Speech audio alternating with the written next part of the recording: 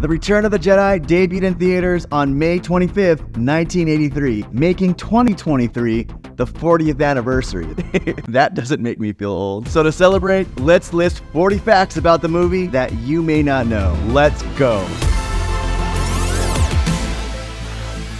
The Return of the Jedi is one of the most successful and well-received sequels of all time. At the helm has always been George Lucas, who took a pay cut from his $500,000 salary after the success of his second film, American Graffiti. And in exchange, he wanted the rights to produce the Star Wars sequels as well as retain all of the merchandising rights. This was before the first Star Wars film ever came out. This decision and the massive success of the original Star Wars film was the way George was able to finance both The Empire Strikes Back and The Return of the Jedi all by himself and maintain creative control. In an early draft of Return of the Jedi, there were supposed to be 2 Death Stars, but ultimately it complicated the story, so it was simplified to what we see today. Could you imagine 2 Death Stars? Those crazy Sith and their crazy laser beams. Topps started making Star Wars trading cards in 1977 and has created card sets for every movie. In 1983, the Topps company made Return of the Jedi trading cards showing movie scenes. These cards were popular with children to relive the movies.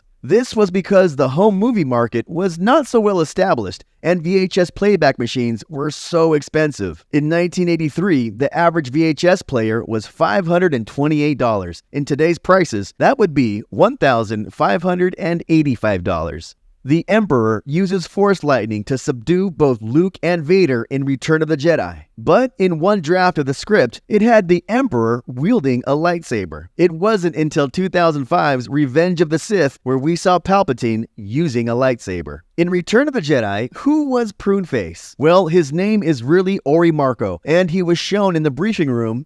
Yeah, very briefly. He is actually a spy for the Rebellion, and after seeing the things that Cassian Andor had to do as a spy for the Alliance, I'm pretty sure Pruneface is just as fierce. The director of Return of the Jedi, Richard Marquand, makes a cameo in the movie as the AT-ST driver in the Battle of Endor. Mr. Marquand even got his own action figure. The Ewoks were supposed to be Wookiees at first, but due to budget constraints and trying to cast dozens of 7-foot actors and costume them, it was decided to cut them in half, and thus the Ewoks were born. Although there's some rumors that George Lucas wanted to sell more cute toys to young Star Wars fans. Both could actually be true. This was the first appearance of Ian McDiarmid in the role of the Emperor. In The Empire Strikes Back, actress Marjorie Eaton plays the Emperor, although her voice was dubbed over. Her performance would be taken out for the Star Wars Special Edition movies in 1997. Ninub was a great character in Return of the Jedi, and the language that he spoke in the movie is an actual African language spoken in Kenya. The dialect is called Kikuyu.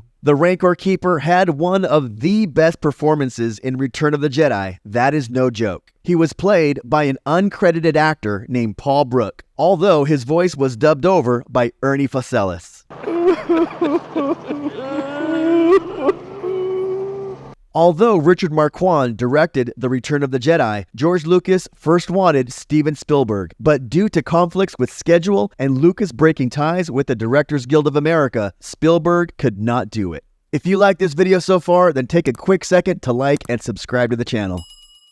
Harrison Ford wanted Han Solo to be killed off in Return of the Jedi. Harrison thought that his character has served its purpose and wanted Han to get a heroic end to save his friends in the ultimate sacrifice. Writer Lawrence Kasdan wanted this as well, and he wanted it to happen early in the film. People speculate that George famously said, "A dead Han Solo doesn't sell toys." But this is just a rumor, although it came from sources close to Lucas. We all know how the movie ends, but Harrison got his wish in Star Wars Episode 7. Star Wars got its first spin-off with the Ewoks in an Ewok adventure, The Caravan of Courage, in 1984. And it also gave us 2 cartoon series, The Ewoks and The Droids, The Adventures of R2-D2 and C-3PO, both coming out in 1985. You can see all 3 now streaming on Disney+. The Rancor monster in Return of the Jedi went through many design iterations of how it was going to be pulled off in production. The first was a stop-motion statue. The second was a full bodysuit, much like Godzilla. But it was finally decided to make it a wireframe rod puppet that would be shot in high-speed film to make it seem like the Rancor moved like a 2-ton monster. In The Return of the Jedi, the Max Rebo Band was the second musical group shown in the trilogy, the first being the Cantina Band in Star Wars. And in Star Wars Legends, the entire band survives the attack on Jabba's barge, but sadly, like the Beatles, they broke up. We got to see Leia in her iconic metal bikini, and costume designer Nilo Rodis Jamero was inspired by the work of science fiction artist Frank Frazetta. We saw Luke redeem his father at the climax of Return of the Jedi, but in story notes in the original script, Luke was gonna defeat Vader, take his mask, and declare himself the new Vader, and attack the rebellion. We are glad that did not happen and Luke stayed a Jedi, but seeing how badass Luke was in The Mandalorian, could you imagine how powerful dark side Luke could be? We got to see Anakin Skywalker for the first time in the movies, and even though David Prowse played him under the suit, he was told he would be seen in the final movie. But when it came time to produce the scene, it was thought that David Prowse was too young looking to portray Luke's father, so actor Sebastian Shaw was cast. We got to see Lando Calrissian again in The Return of the Jedi, but originally Calrissian's name was supposed to be Kadar. General Madine made his first appearance in Return of the Jedi and is sporting a beard that looks oddly perfect. This was because when actor Dermot Crowley auditioned, he had a full perfect beard, but he had to shave it to be in a London stage play. When he showed up on set clean shaven, they had to put a fake beard on him. The public finally saw Jabba the Hutt for the first time. He was originally gonna be a stop-motion puppet, and in the deleted footage that we know now from A New Hope, he was gonna be used as a reference plate for the animators to composite the stop-motion puppet over. Luke got a new lightsaber, and it's green, but it was supposed to be blue. It was changed to green in post-production because the color blue was getting lost in the blue sky in the Jabba the Hutt barge scenes. We saw the demise of Boba Fett in Return of the Jedi, until we saw him rip open the Sarlacc like the badass Mando he is in the Book of Boba Fett. Most people think that the first public appearance of Boba Fett was in the cartoon shown during the Star Wars Holiday Special in 1978, but his first appearance was actually in a parade months earlier in San Anselmo, California.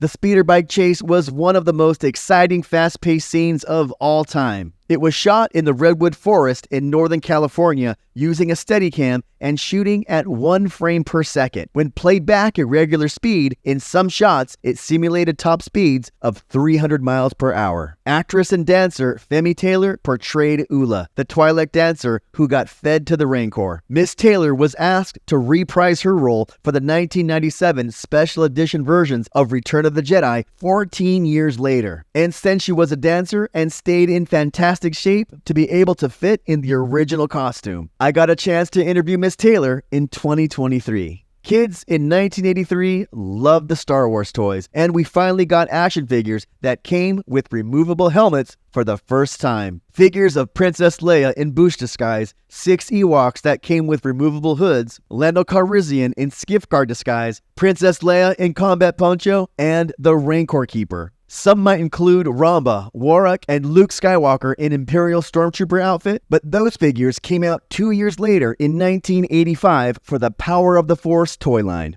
Actor Mark Dodson played the voice of Jabba's pet Salacious Crumb. He also voiced some of the Ewoks, and he voiced most of the Gremlins for that movie franchise. Jabba the Hutt was one of the most complicated characters to create in the entire Star Wars franchise. Stuart Freeborn, who designed Jabba, said his team worked 3 months straight constructing it, and it cost Lucasfilm $500,000. The Ewoks were so popular with children that a cartoon was produced in 1985. During this time, marketing to children was deregulated, so companies could produce cartoons and market the toys to them at the same time. It's how toy lines like G.I. Joe and Transformers got so popular with children in the early 80s. The Death Star fight and the explosion was not supposed to be shown at the end of the original Star Wars movie, now called A New Hope. George Lucas had always envisioned it as the climax in The Return of the Jedi, but he never knew the sequels were going to get made while he was filming Star Wars, so he put it in A New Hope. George wanted to revisit the Death Star in Return of the Jedi, mainly because the camera technology had gotten so much better, he could redo that battle in a bigger and more epic way. We got to see all the fallen Jedi together again at the end of Return of the Jedi, and a restored Anakin as a Jedi played by Sebastian Shaw. This was updated in 2004 with Hayden Christensen. Fans have been split ever since. Leia gets her "I know" line herself. This line was a nod to Han Solo saying the exact same line in The Empire Strikes Back when Leia says she loves him. This was actually an ad-lib from Harrison Ford. The original line was supposed to be, "I love you too." In Return of the Jedi, Luke wears black and not the Jedi robes that are worn by Yoda and Ben Kenobi. This was because George wanted to show audiences that Luke could potentially fall to the dark side and was conflicted by the lure of his father, Darth Vader. The Last Jedi cost $317 million to make in 2017. Return of the Jedi cost $42.7 million to make in 1983. If that was in today's money, due to inflation, that would be $128 million. Return of the Jedi was a fitting title for the last installment of the original trilogy. But the original title for the movie was Revenge of the Jedi, as suggested by Lawrence Kasdan. George changed it before the movie's official release because revenge is not the Jedi way. But not before marketing and merchandise was sent out to stores, and you can buy some of these items to add to your collection today. Star Wars films during their openings have been a pop culture event since 1977. And in 1983, The Return of the Jedi made $374 million in its initial theatrical release. In today's money, that would be $1.1 billion. Not bad for a budget of $42.7 million. The Return of the Jedi was given a wide release in almost every country that had a movie theater. But some countries banned this classic. Two of those countries were China and the former Soviet Union. Both of these bans were lifted in the 1990s. Warwick Davis is best known for playing Wicket, but that role was supposed to have been played by R2-D2 actor Kenny Baker. But when Mr. Baker fell ill, the costume and part was modified to fit Mr. Warwick. One of Jabba's goons, Claytu, was played by Corey Williams, who is the son of Billy D. Williams, who played Lando Calrissian. Return of the Jedi merchandise was everywhere in 1983 and came in all forms, from toys to tape dispensers. And George Lucas owned all of the merchandising rights. This deal was made in 1975, before the success of the original Star Wars movie, now called A New Hope. Back then, merchandising for movies was never overly profitable for movie studios, but the merchandising profits were enough for George Lucas to finance every Star Wars movie until he sold it to Disney in 2012. So those were the 40 facts for the 40th anniversary of Star Wars Return of the Jedi. Were there any facts that I listed that you didn't know? Or if there's any facts that you want to add, please let us know down in the comments. And please like this video if you found it interesting. That supports the channel greatly, since this is a new channel. And if you want to see more Star Wars Rewind content from me, please consider subscribing. And as always, my friends, thank you, and I will see you next time. I can't believe that Return of the Jedi is 40 years old. I used to color in this coloring book. I mean, not this exact coloring book, but I remember coloring in this coloring book. And I used to put my action figures inside this lunch pail. All right, bye.